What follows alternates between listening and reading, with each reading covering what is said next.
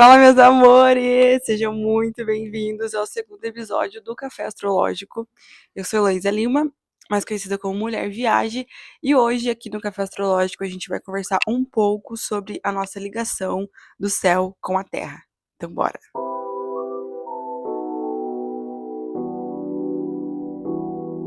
Antes da gente começar a entrar nesse universo, é muito importante que a gente consiga entender mais ou menos como é que funciona a roda do mapa natal, né? Esse aqui é um mapa natal. Existe 12 signos dos zodíacos, assim como existe 12 áreas da vida. Em sua maioria, cada área da vida é sendo representada por um signo, né? A maioria das pessoas.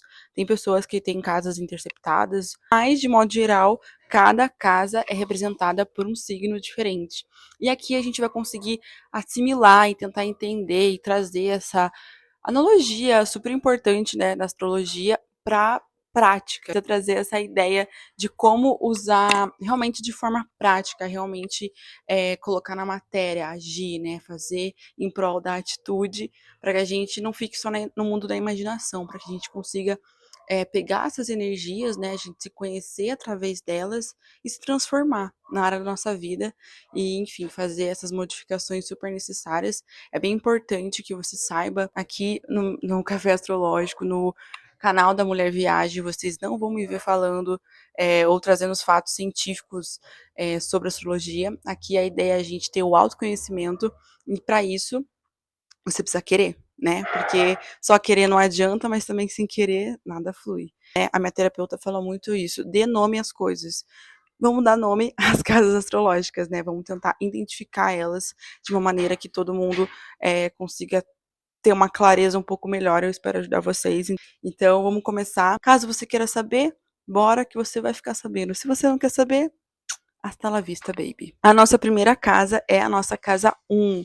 A casa 1 é também o nosso ascendente, fala sobre a nossa identidade e ela fala muito sobre a forma de como nós nos expressamos ao mundo. Então, é uma casa super importante de ação, de atitude, e essa casa ela fala da forma como a gente se expressa, como a gente coloca a nossa personalidade, a nossa iniciativa, fala muito sobre a nossa identidade também, a forma que a gente se coloca e se mostra para o mundo, também como que a gente se reafirma pra gente, né?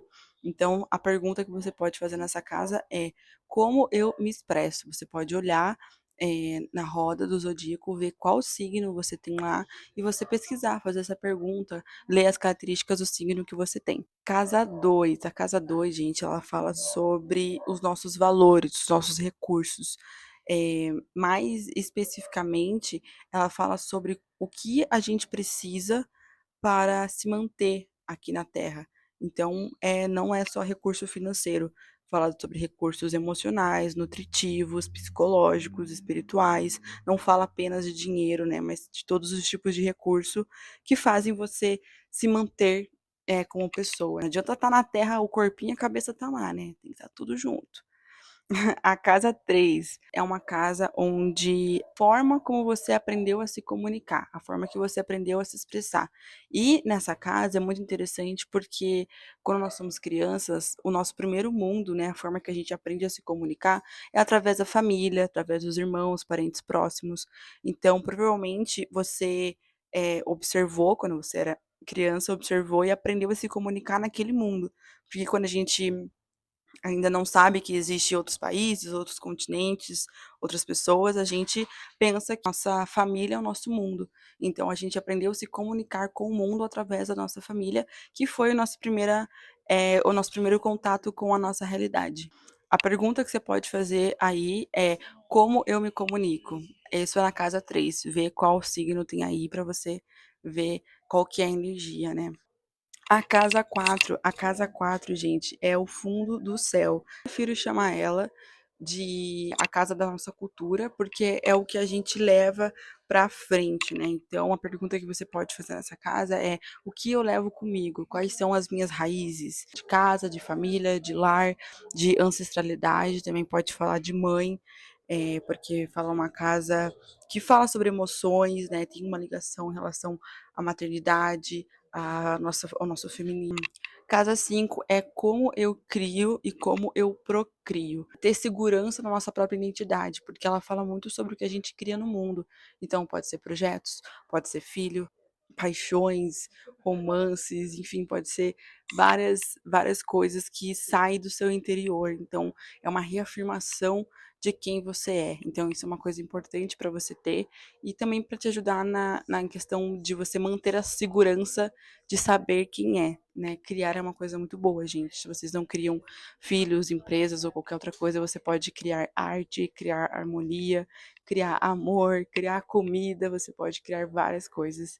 É importante a gente criar. Coloque sua criatividade no mundo. Casa 6. A casa 6 é sobre o nosso cotidiano, gente.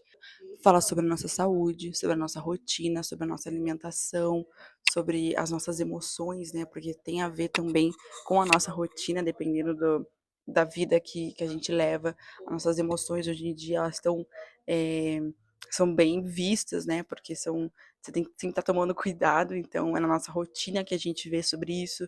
Também tem a ver com hábitos, alimentação, então é bastante observar. A pergunta que eu faria aqui seria: como que eu uso aquilo que eu já tenho? A casa 7 é uma casa que, a partir dela, a gente já começa a falar sobre o âmbito social, né? Da casa 1 até a casa 6, a gente fala sobre características mais individuais, características mais internas. Já a partir da casa 7, que fala das casas das parcerias, a gente começa a falar sobre o âmbito social, sobre coisas que estão para fora de nós, né? Então, de 1 a 6 é mais interno e de 7 a 12 é mais para o externo. A casa 7 que fala sobre parcerias, a gente pode ver sobre relacionamentos, sobre contratos, negociações, vínculos, né? A casa 8 é uma casa que fala sobre transformações, ela está muito referente ela tem uma regência do signo de Escorpião, então é uma casa que fala sobre transformações, também fala sobre morte de um modo meio subjetivo, né? Porque como é uma casa de transformação, ele fala muito sobre vida, que no caso é sexo, e fala sobre morte, que é a transformação, né? Esses dois de sexo e morte são tabus na nossa sociedade, mas é a partir daí que vem as transformações da nossa vida, né, de modo geral. E a morte não é também só a morte onde a pessoa física morre, mas são as mortes diárias, o que a gente se renova, o que a gente se transforma no nosso cotidiano, enfim, na nossa vida, ao longo da nossa vida. Também fala sobre intimidade, também fala sobre ancestralidade, mas é uma ancestralidade diferente da casa 4, fala mais sobre heranças, fala mais sobre algo inconsciente. Casa 9 fala sobre a nossa sabedoria.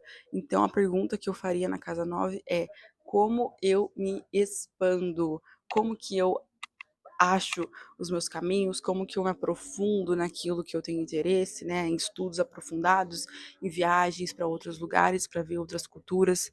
Buscar uma filosofia de vida, um caminho, uma coisa mais ética, é uma forma de você se expandir. A casa 10 é o meio do céu. Ela fala muito sobre a nossa carreira, né? É muito conhecida sobre isso. Mas a verdade, né, na minha opinião, assim, na minha visão astrológica, o mais importante é a gente pensar o quê? Que a casa 10, ela na verdade vai mostrar para você o seu significado de sucesso, né? O importante das casas é exatamente isso. Ela vai conseguir dar um direcionamento para ti, para o que significa ter sucesso, o que significa ter felicidade, o que significa, enfim, ser você nesses aspectos, né? Isso não quer dizer que você vai ser a pessoa mais feliz do mundo, mas isso quer dizer que você vai conseguir viver a vida de uma forma mais satisfeita. Quando você sabe o seu significado de sucesso, você se sente mais satisfeito em viver a vida que vive. Casa 11. A casa 11, ela fala sobre o nosso âmbito social, sobre comunidade, sobre troca, sobre nossos amigos, sobre nossos grupos, né, independente de qual esteja. Então, a pergunta que você pode fazer na casa 11 é: como eu socializo, como que eu compartilho para as pessoas, né? Isso é uma coisa importante para a gente ver, principalmente nessa época de aquário que a gente está entrando.